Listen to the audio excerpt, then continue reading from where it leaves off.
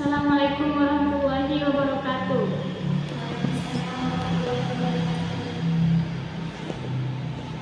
Baik, sebelum kita mulai, terlebih dahulu Ibu mau absen dulu ya. Maisyarah hadir Bu. Nurul Fadilah Hadir. Nurul Jamilah hadir. Baik.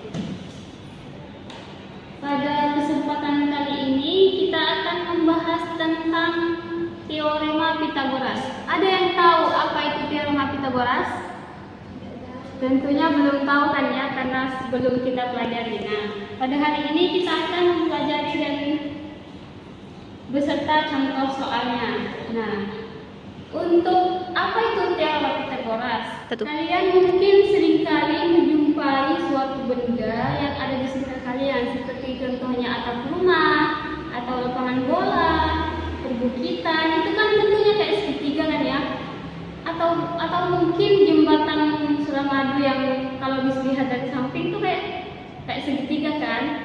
Nah, kalau kita perhatikan lebih teliti, benda-benda tersebut itu mengandung bidang geometri yang cukup familiar. Ketika kita terbiasa berbicara tentang segitiga siku-siku, ada rumus yang bekerja khusus pada benda tersebut yang bentuknya segitiga siku-siku, yaitu Pitagoras itu sendiri. Nah, kenapa Ibu akan menyampaikan tujuan dari pembelajaran kita pada hari ini, yaitu mempelajari teorema Pitagoras. Manfaatnya itu adalah kita yang pertama akan memahami konsep Pitagoras, konsep teorema Pitagoras. Kemudian menentukan hipotenusa dan suatu segitiga siku-siku. Kemudian dapat menyusun kembali rumus Pitagoras pada berbagai segitiga siku-siku. Kemudian menentukan panjang salah satu sisi pada segitiga siku-siku. Selain itu, manfaat mempelajari teorema Pitagoras juga itu teorema Pitagoras ini nantinya akan sangat berguna dalam kehidupan kita, baik dalam perkembangan ilmu arsitektur atau navigasi atau topografi dan lain sebagainya. Nah, bagaimana penggunaan dalam teorema Pitagoras ini? Kita akan bahas. Nah, di sini Ibu akan menggambarkan segitiga siku-siku.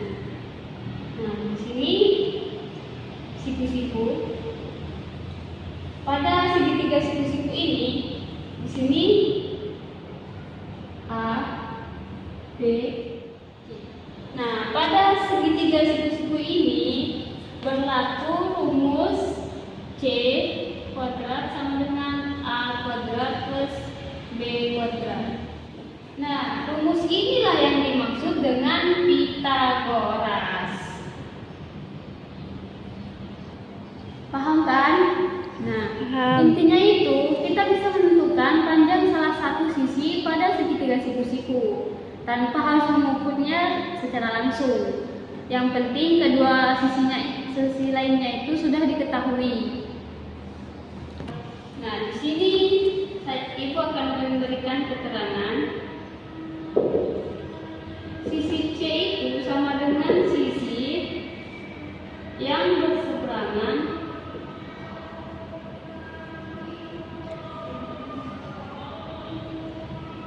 dengan sudut siku-siku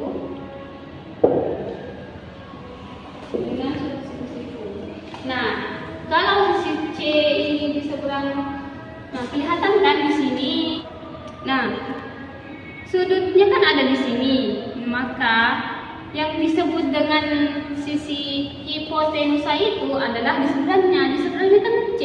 Nah, jadi ini C ini adalah sisi hipotenusanya. Maka sisi C ini akan dipastikan adalah sisi terpanjang pada segitiga siku-siku. Nah, selanjutnya kita akan beralih ke contoh ya. Misalkan Ibu punya segitiga, ini mungkin segitiga terbalik ya. Nah, sebentar.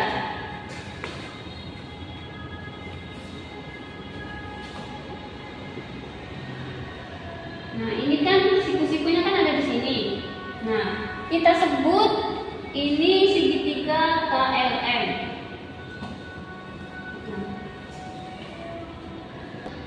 Nah, karena sudutnya ada di sini, yang ditanyakan hipotenusanya, maka hipotenusanya itu ada di seberang sudut ini, apa yaitu M. Maka rumusnya menjadi M kuadrat sama dengan K kuadrat plus F kuadrat. Nah, bisa dipahami? Bisa. Nah, itu segitiganya walaupun dibolak-balik seperti apapun, itu akan tetap apa ya? Harusnya kita sudah lebih paham secara menentukan panjang atau hipotenusanya. Karena yang menentukan itu bukan hurufnya, tapi yang dicari hipotenusanya itu. Paham kan? Nah, misalkan ada contoh seperti ini ya. Contohnya ini. Sudutnya ada di sini. Di sini 12, 16.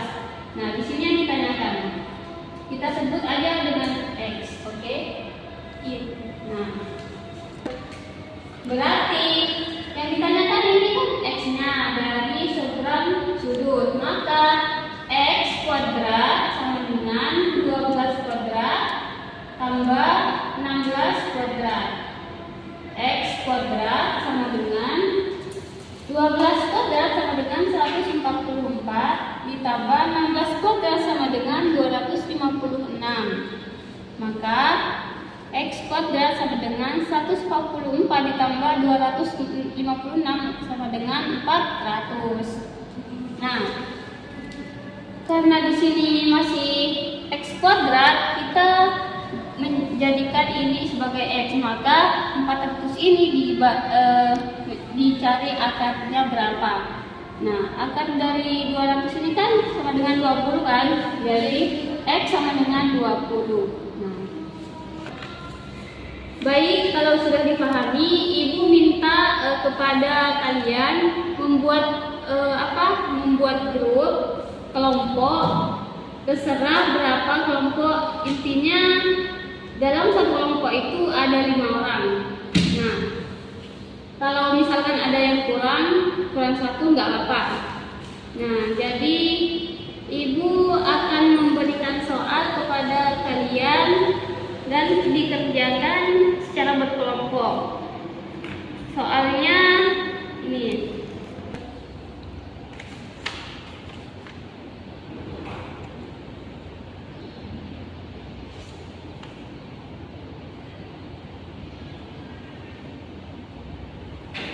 Nah, ini dikerjakan secara berkelompok ya. Minggu depan kita akan bahas bersama.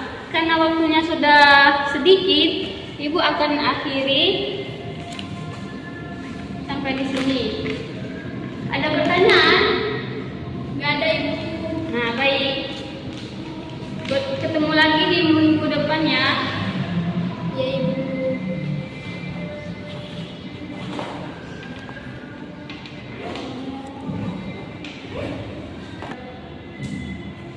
Baik, Ibu akhiri dengan ucapan wassalamualaikum warahmatullahi wabarakatuh.